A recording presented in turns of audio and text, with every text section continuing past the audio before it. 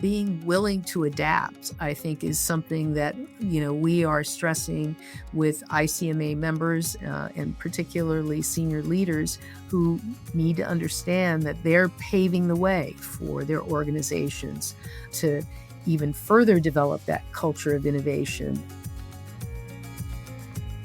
From Tyler Technologies, this is the Tyler Tech Podcast, where we explore the trends, technologies, and people shaping the public sector.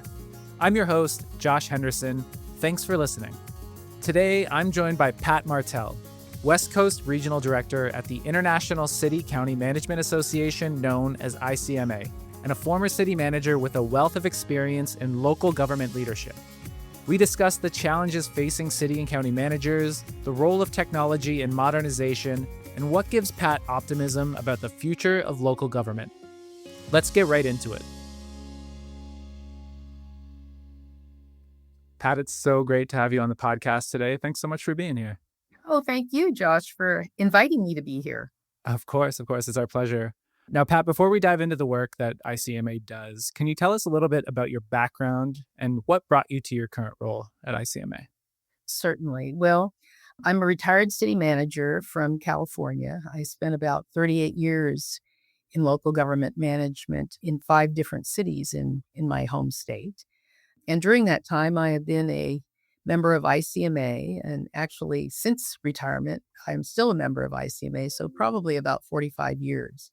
I also had the honor during my career to serve as the West Coast Regional Vice President on the ICMA Executive Board, representing all of the West Coast states, Washington, Oregon, Alaska, Nevada, and California, and Hawaii. And then subsequently, I was selected to serve as the 102nd President of ICMA. So my entire career has been about local government and ICMA. I've had a passion for both. And now in my job as the ICMA West Coast Regional Director, it's my opportunity to give back to the profession. And I enjoy supporting our members all throughout the West Coast and helping them to accomplish the things that they need to do, bringing them ICMA's resources and expertise in certain areas and serving as an advisor to them when asked. So now you clearly bring a lot of great expertise to ICMA. But now for those folks who are unfamiliar, can you give us a brief overview of ICMA's mission and sort of how it supports city and county managers in their work? Absolutely. So ICMA is the leading association of professional city and county managers who serve local governments that are dedicated to creating and sustaining thriving communities, not just in the U.S., but actually throughout the world. And we do that by working with all of our almost 13,000 members by providing them with professional development programs, research, publications, data and information that they can use in their work, technical assistance and the like, and actually to help develop best practices based on some of the work being conducted by our members that we share broadly with others to apply those best practices to the work that they are doing in their communities. That's really great. And now, Tyler Technologies as a company, we work with the public sector. ICMA also familiar with the public sector, obviously. Now, from your perspective, what are some of the standout challenges and some of the standout opportunities that you might see that managers are currently facing? Well, managers are really navigating a variety of different challenges today. Some of them have always existed in local government, but they have reached an even greater level of challenge today, particularly with respect to funding challenges and meeting the growing needs of communities throughout the country. It's forced them to look at other kinds of funding models to foster partnerships with the private sector and non-government sector in order to deliver services and enhance the resiliency of their communities. They've had to prioritize things like cybersecurity and environmental risks, all within that same limited funding environment. And so I think that, those are some of the standout challenges. But I think it goes even beyond that, because in the very volatile political environment that exists today, managers are really being challenged to enhance community engagement and transparency much more fully. We've always done our best to be open and responsive in our communities and to our elected officials, but that has even been heightened now with the need to ensure that we're providing accurate information, particularly when misinformation can be introduced into the community because of things like social media that spreads very, very quickly. And so those are the kinds of challenges they're dealing with, the sustainability of their communities on a variety of levels, including environmental sustainability. We're seeing so many more challenges because of wildfires and hurricanes and things that are being very disruptive to communities across the country and much more frequently than we have ever seen that in my experience in local government for almost 40 years. So those are kind of the challenges that we're facing and that managers are facing, and we're doing our best to help support them at ICMA. Yeah, it kind of falls in line with a lot of what we've been hearing more recently as well. So, I think it goes without saying that we've, seen a lot of change across the public sector in recent years. What leadership trends are you seeing among local government managers today? Well, I think that local government managers are really trying to, do their best to shift away from the tradition bound approaches to government to become more agile, to be more technology driven, to develop more effective resident centric models for communication and engagement. They're having to embrace change management as a critical component of dealing with stakeholders who are much more demanding and having to pivot and shift in the way that they are delivering services, communicating on a much broader based platform than they've ever had with social media. But probably the most important leadership challenge is helping to foster or leading the development of a culture of innovation in their organizations in order to adapt to all of these evolving needs and expectations in the communities that they're serving. And change management really requires some very strong leadership skills and flexibility, responsiveness, and being able to model that for their employees within their organizations. That's really great. And, we're familiar with ICMA, but knowing how committed ICMA is to sort of developing leaders across the board, what are your members telling you about workforce challenges and what kinds of support are they finding most valuable coming from the organization? Well, talent management has been a an evolving issue that we have been working with our members for some time now. Recruitment and retention is a very big challenge today. It has been so for a number of years now. Over the last decade, we've found challenges starting with, the I'll refer back to what we call the silver tsunami when we expected many, many senior level executives to be leaving local government and to have to prepare for the eventuality of succession in local government roles. At the same time, the challenge of recruitment, especially, has been that fewer young people are thinking about careers in government. They're much more driven to the private sector with technology and the opportunities that are available to them in the private sector with that kind of digital skill and computer training and background. And so local governments have also had to become very agile in how they recruit and retain people. And it's demanding that they take different approaches to recruiting. I often say to local governments I work for, your job today is to create the marketing strategy so that you become the employer of choice. So you've got to be able to demonstrate to those who are thinking about local government why there's so many advantages to coming into local government and helping to build strong communities, having great opportunities to utilize their skills, opportunities for advancement, providing, great benefits and retirements as advantages for people who enter the public sector. But along with that, once you get them, then there's a challenge of retaining those new employees and those who are moving into mid career jobs And that has to be investing in them by providing advanced training, particularly digital training. So today, really enhancing their ability to use AI and apply it in a constructive way in the work that they're doing in local government, and to help them to use those skills to adapt to the technologies that are evolving at such a rapid pace today. Things are changing dramatically all the time.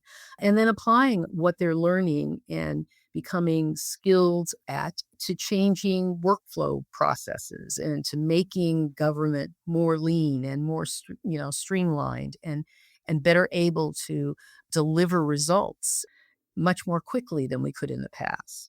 And then finally, I think the workforce challenge is about truly empowering employees. Managers have to take a leadership role in creating the kind of supportive work environment that makes employees feel empowered, where they're involved in change processes, where their opinions about things matter, when they are allowed to lead as the organization is evolving in terms of the culture of innovation and adaptability, and letting those young people who have a vision of the way things could be different to actually try it, to pilot projects and to lead that kind of change. I think that's all really, really great advice. And so, um, you know, kind of building on this idea of recruitment and retention and investments in those, younger employees. Can you speak to any standout programs or partnerships that are helping build that next generation of local government leaders? Well, ICMA has always been involved in helping to develop future leaders. The imperative has become even stronger with the need to help local governments envision, years ago about succession planning and that kind of thing. But we have always been focused on and worked with our members to understand how they can utilize the work that we have done with fostering relationships with schools of public administration. We have ICMA student chapters, so we get students at that level when they're thinking about local government careers, provide opportunity for them to be exposed to local government through developing internships that are available. We work with local governments who are open to having interns, but we also have some key programs for talent at every level, either students, early career, mid career, and even those who are transitioning from other fields. So, for example, we work with students in early career individuals in local governments through our local government management fellow program, where individuals can apply to get fellowships working in positions in local government, both cities and counties, and get on the job experience and training at the same time, and receive stipends for the work that they're doing. And in many cases, those who complete their 2-year fellowships, at the end of the fellowship, they're hired by the employer who brought them on. We also have the Emerging Leaders Development Program, which focuses on building the real foundational knowledge and skills in management and in technical areas that will help early career professionals to continue to advance to the mid career level. We also have developed some programs for high school students through the grant that we received from a former member, Bob Turner. We have established the Turner Scholarship Program for high school kids to do internships in the summer with local government and to gain their first exposure early on, even before they enter college. So all of those different programs are intended to create the pipeline and then continue the pipeline on, because then we have Leadership ICMA, which is for emerging professionals that helps them to develop their leadership competencies and to gain the knowledge that will be necessary as they advance into more senior executive level positions.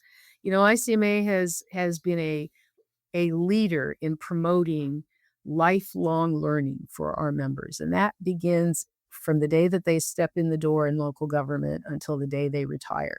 And we have an expectation of even our senior executives through our ICMA credentialed manager program that they can engage annually in professional development, 40 hours of professional development, and maintain their credential, which identifies them as individuals who are not just committed to doing the job of a local government manager, a city manager, a city administrator, but also to enhancing their skills every day on the job for the benefits of the communities that they serve.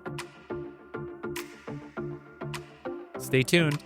We'll be right back with more of the Tyler Tech Podcast.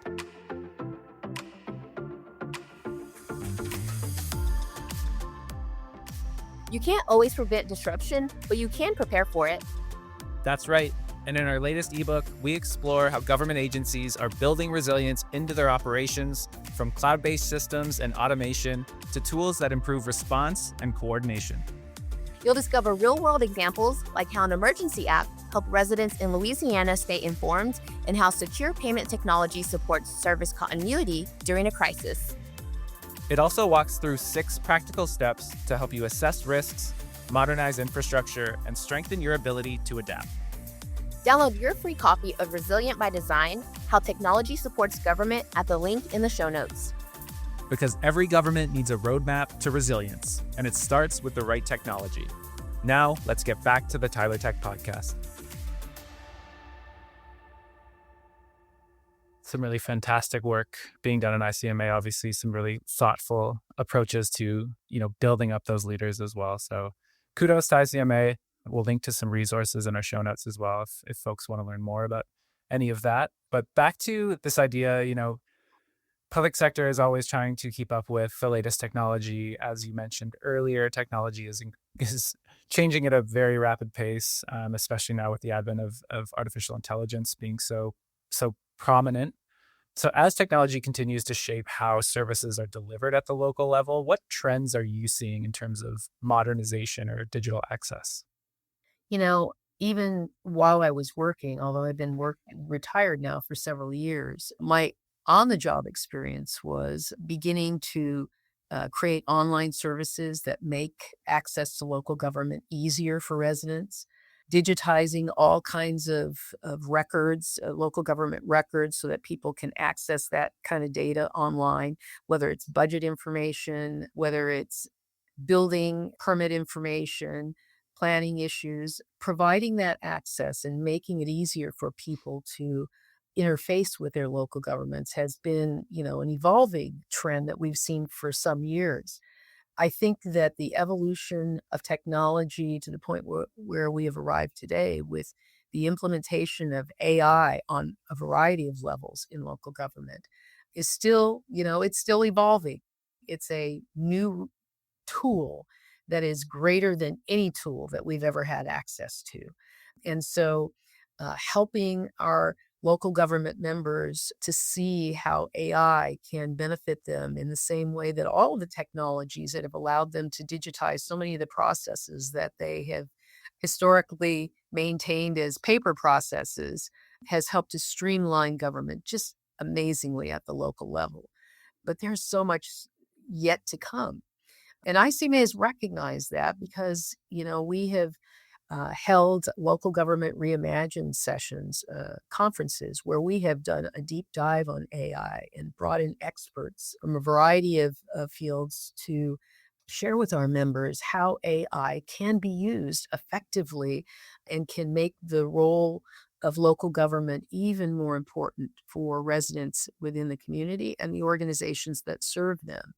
And so being open to innovation and being willing to adapt, I think, is something that, we are stressing with ICMA members and particularly senior leaders who need to understand that they're paving the way for their organizations to even further develop that culture of innovation and adapt as new ways of using AI and other forms of technology become more apparent, and then sharing best practices so that ICMA can promote those best practices to other organizations.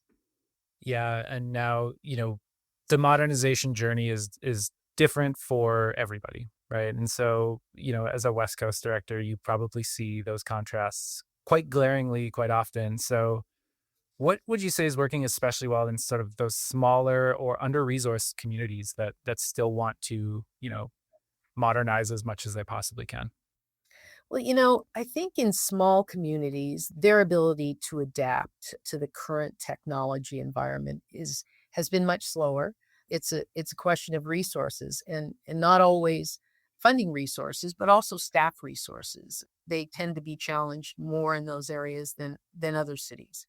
But I think that even small communities are recognizing that there are a range of strategies that they can use to leverage technology, particularly to foster economic growth in their small communities, to enhance their residents' quality of life, and really to focus on ensuring future sustainability. So some of the things I think that they are doing that may seem like no-brainers to larger communities, but it's been a challenge for small communities is bridging the digital divide and enhancing connectivity within small communities, providing access to high-speed internet, which is so important, not just for the quality of life for residents, but for economic development in those communities. Expanding broadband infrastructure, offering digital literacy programs, and really promoting to the extent that they can the adoption of online services that they're able to create for their residents. And as I said, they're taking smaller steps, but they're making a lot of inroads in those areas and providing value for their residents. Small communities are utilizing technology in many cases to create new business opportunities and to support existing ones, and providing resources and mentorship for startup organizations and leveraging different technology programs for marketing and e-commerce in those areas. I think it's also helping to improve education in small communities because they're supporting learning through the digital environment, which they didn't have access to before. So that's helping educating the young people in those smaller communities and providing them the resources online that helps to them to enhance their educational opportunities and access the world outside of their small communities. So I think that technology is being used on a variety of different levels in small communities. I think it's also helping, especially with climate change, and helping using different kinds of technology in order for rural areas, particularly agricultural areas, to better understand environmental impacts that they can anticipate and to address those kinds of environmental issues that are affecting, agricultural communities, especially on the West Coast, where we've had so many wildfires and floods resulting from the wildfires, leaving barren ground and that kind of thing. So I think that small communities are definitely seeing that there's so much more to be done. I think it just will take them a little bit longer than others. But the good news is even for small communities who are part of our ICMA network, they have access to a lot of best practices that other small communities, have found useful, and that too can help support their work. Yeah, so adaptability and obviously taking even a small step is taking a step in the right direction. So it's great to hear all of that. As you look toward the months ahead, what gives you the most optimism about the future of local government? I feel a great deal of optimism for the future of local government on a couple of levels. One, seeing and working with many emerging leaders who are coming into local government, who, despite the challenges that they see, despite the divisiveness at times that we're witnessing across the country and the political volatility, they still want to be engaged in local government. They want to make a difference. And that I think is very inspiring. So I have a lot of optimism for the long term for local government. But I think our current mid-career and senior executives in local government, they have embraced the need to adapt in a way that I don't think prior generations have adapted quite as well.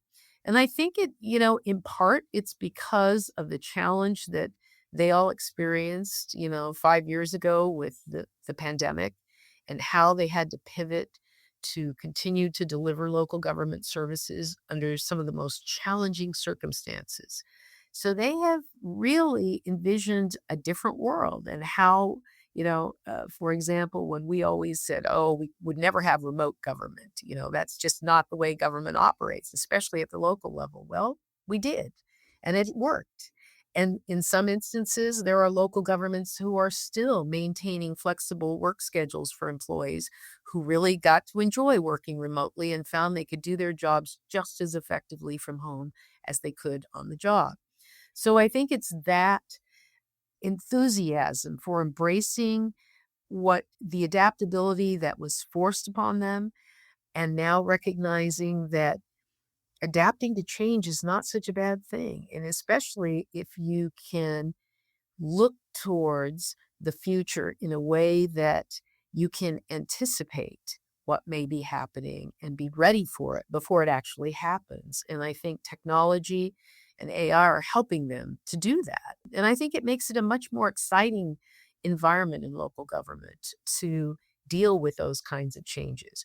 I think finally, I would say that the work that local governments across the country have been doing to embrace civic engagement, to open up the doors of local government, to be much more transparent, to meet people where they are, not expecting them always to be at City Hall, but be able to meet them where they are, I think has changed the way that residents look at their local governments, and they have become more collaborative in some instances.